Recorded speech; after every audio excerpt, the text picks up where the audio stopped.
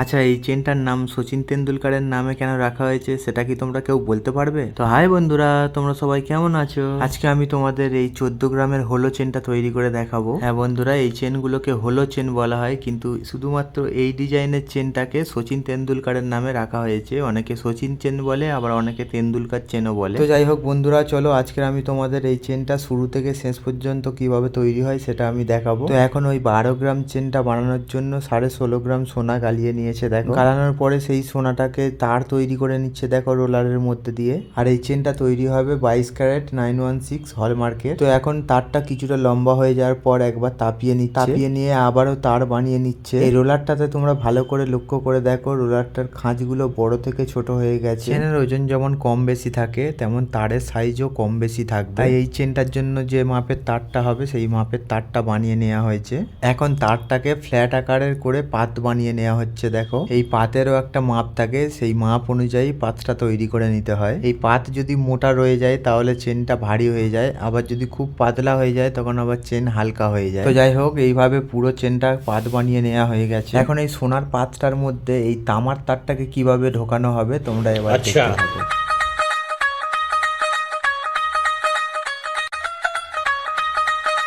ठीक है।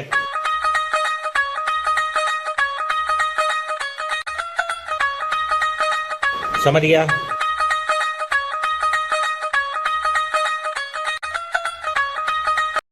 এরপর ওটাকে স্প্রিং আকারের বানিয়ে নিতে হবে। এই স্প্রিংটা বানানো হলো বড় কড়িটা বানানোর জন্য। এবারে ছোট কড়ি বানানোর জন্য স্প্রিংটা বানিয়ে নিচ্ছে। সচিন চেনে তোমরা নিশ্চয়ই দেখেছো, কিছু ছোট কড়ি থাকে, তারপরে একটা করে বড় কড়ি থাকে। তো যাই হোক, স্প্রিংটা বানানো হয়ে গেলে কড়িগুলোকে এবার তাপিয়ে নিতে হবে। তাপানোর পরে ওগুলোকে ঠান্ডা করে এবারে কেটে নিতে হবে।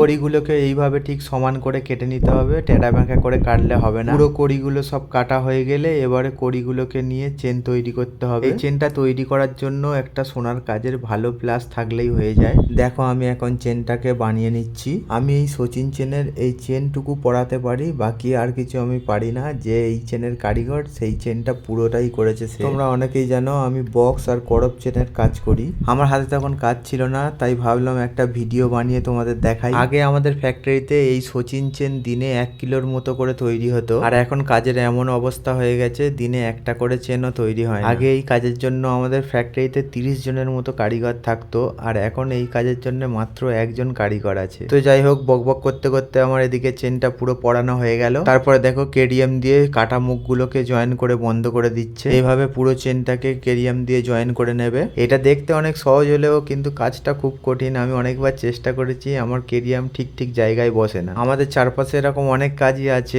দেখতে সহজ মনে হলেও কিন্তু কাজটা আসলেই সহজ না।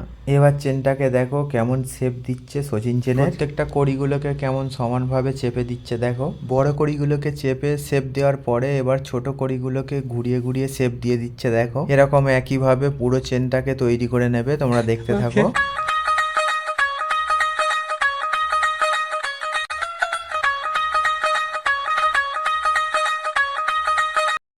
চেনটা পুরোপুরি একটা শেপ দেওয়া হয়ে গেছে দেখো। এবারে চেনটা যে টেরা বেঁকা হয়ে আছে ওই টেরা বেঁকা গুলোকে সোজা করে নিতে হবে ধীরে ধীরে ঠুকে ঠুকে হাতুড়ি দিয়ে। এইভাবে পুরোপুরি সমান করে নেওয়ার পরে চেনটাকে এবার নাইট্রিক অ্যাসিডে দিতে হবে। দেখো ওই কড়িটার ফাঁক দিয়ে সেই তামার তারটা দেখা যাচ্ছে। ওই তামার তারটা তো আর বের করা যাবে না, তার জন্য নাইট্রিক অ্যাসিডে দিয়ে দিলে নাইট্রিক অ্যাসিড তামাকে খেয়ে নেয়। নাইট্রিক অ্যাসিডে চেনটা দেওয়ার অংশটা আমি দেখাতে পারিনি, কারণ তখন আমার কাজ ছিল। চেনটা এখন পালিশ কালার হয়ে গেছে দেখো, 916 এর স্ট্যাম্পটাও দেখতে পাবে তোমরা। তো আজকের মতো ভিডিওটা এখানেই শেষ করছি বন্ধুরা। ভিডিওটা কেমন লেগেছে কমেন্ট করে জানাবে। যদি ভালো লাগে তাহলে একটা লাইক করে দেবে, আর এরকম ভিডিও যদি দেখতে চাও আমার প্রোফাইলটা ফলো করে রাখতে পারো। বাই।